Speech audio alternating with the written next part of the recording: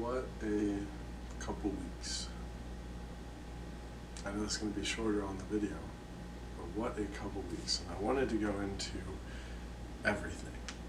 And by everything, I wanted from the thinking behind quitting my job to ending up with 2 offers and now packing up to go home and to decide what to do with the rest of my life.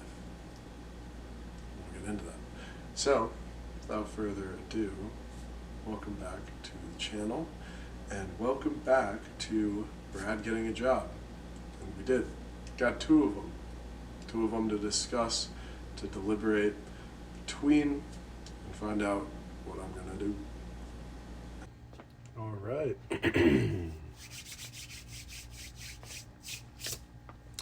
All right, so I'm going to be packing up, getting ready to go home, to do a whole bunch of things like watch my brother graduate, go to his prom house to be a chaperone of sorts, and just play some golf for Father's Day. I'm really looking forward to it. Haven't been home in a little bit, been on the grind, and so now we're here.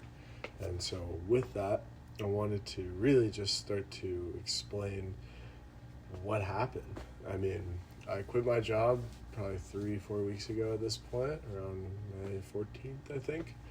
And ever since, I've applied to 2 jobs, and the rest of my efforts were spent on talking to as many people as I could, just as many people that were hopefully relevant to what I was doing.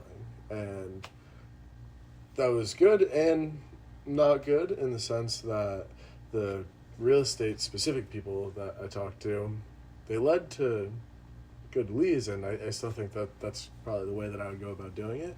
But realistically, like, it's all about the connections that you have. And so luckily, I had a connection that put me in contact with the president of a very large construction group based out of Florida. And I had an opportunity to meet with them because of that intro. And so I sent over an email that said, hey, my name's Brad, and I gave him a really good description of my history.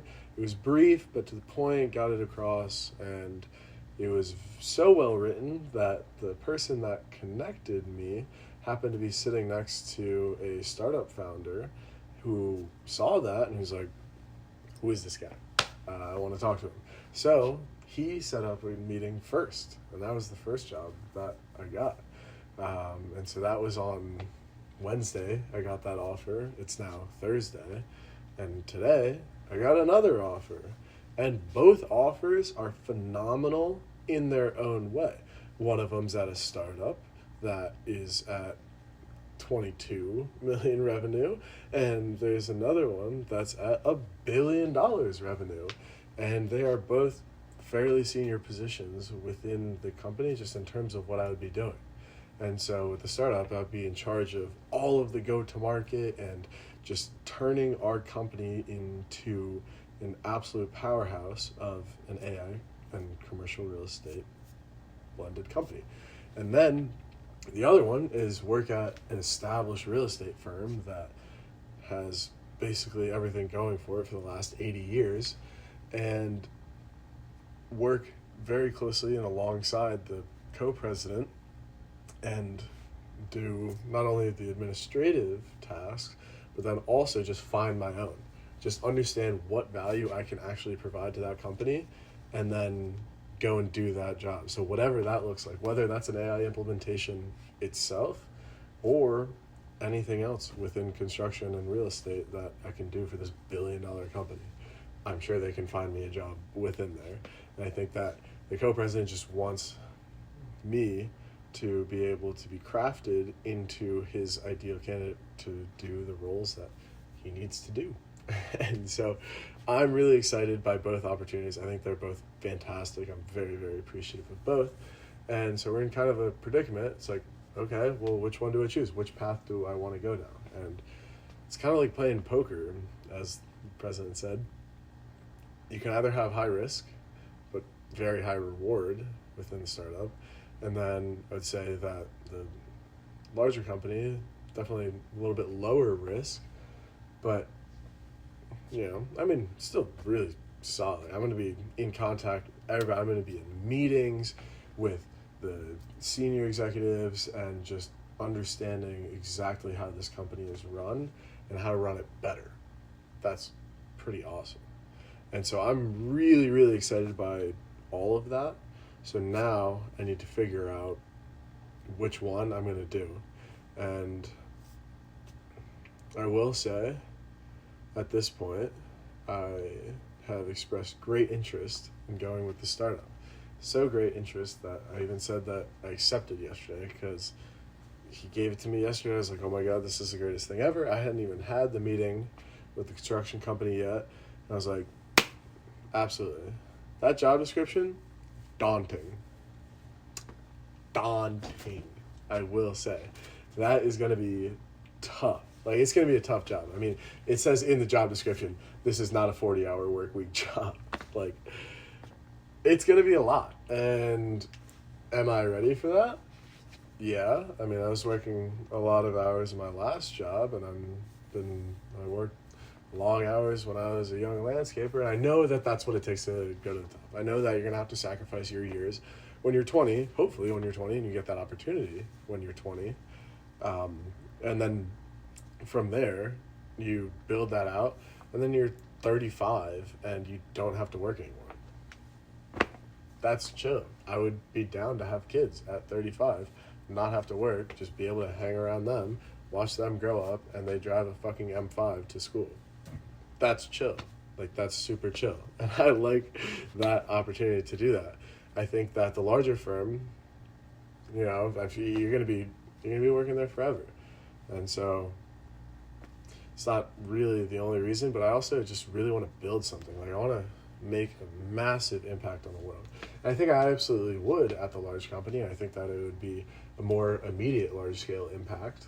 But I like the idea of being part of the start of this AI wave that everybody knows is going to take over. And fundamentally, with what this company is doing, I believe that they will absolutely transform not only the commercial real estate sector, but I think just how business as a whole works.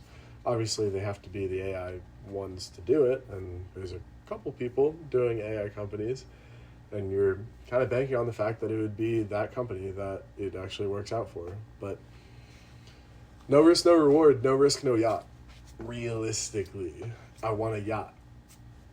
The other guy from the other company has a yacht already. And so it's this kind of dilemma between, do I go with a larger company and have more so guaranteed solid success, or like I can be a unicorn? I don't know. I kind of want to be a unicorn. That would be pretty cool.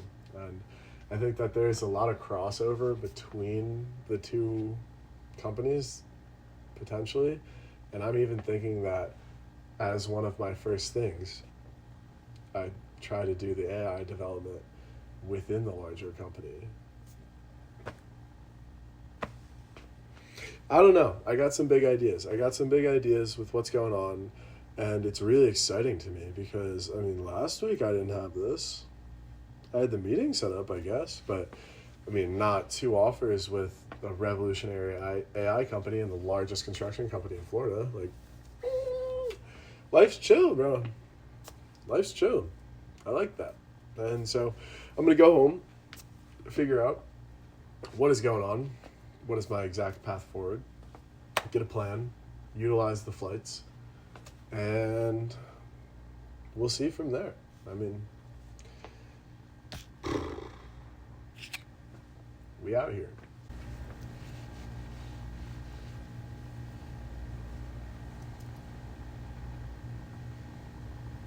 Two jobs.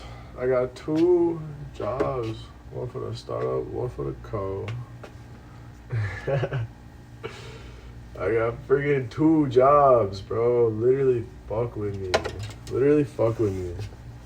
I don't know. You feel on top of the world when you get a job. When you're like, yo, I want to change my life.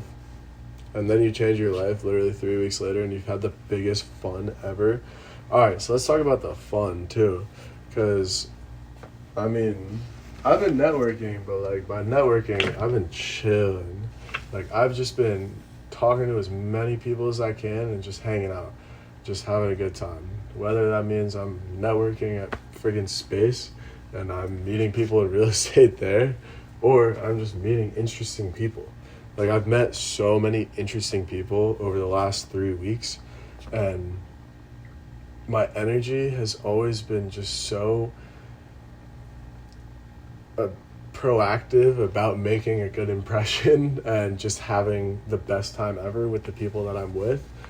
And it's just paid dividends. Like, I've always done that in a sense, but like I had a specific focus on meeting new people.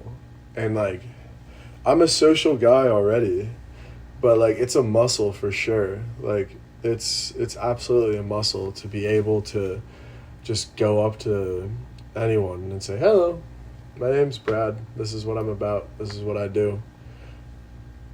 Like, you just gotta do it. And in the wee years of my upbringing, I remember I went to Subway with my dad, and he was in the car with me, and he was like, oh, like, can you go and give me like a sandwich? I'm gonna stay in the car. And I was like, I don't know, like, I don't want to like talk to the cashier, like, I don't know how to do that. He's like, go. Like, literally, what is the worst that could happen? You're gonna walk out with a sandwich. I'm like, okay. So I walk in there, and yeah, I walked out with a sandwich and we ate it in the car. like what else was gonna happen? And when you put yourself out there, people appreciate that. And like, if you're just honestly you, people appreciate that. And it's really not that hard to be you. It's hard to be another person, and that's where people go wrong, is they try to be someone that they're not. And like, you can try to improve yourself, and you should always be trying to get to the next level of person and become a better person, but like, just be you. Like, be authentically you and the things that you want to do, and be honest with yourself and be honest with other people. So guess where both of these are from? Surprise, they're from Hugo Boss as well. This one I wore to the first interview, and obviously it did me well. It's beautiful. It matches my watch. This one is also sick, also matches my watch, but it's like a double. So this isn't actually attached. It's actually 2 shirts, surprise.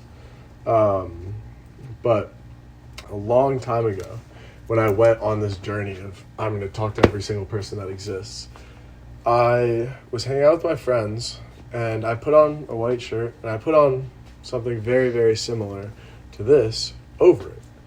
And like, you can tell by my style, it's pretty simple. Like, I wasn't really doing all that.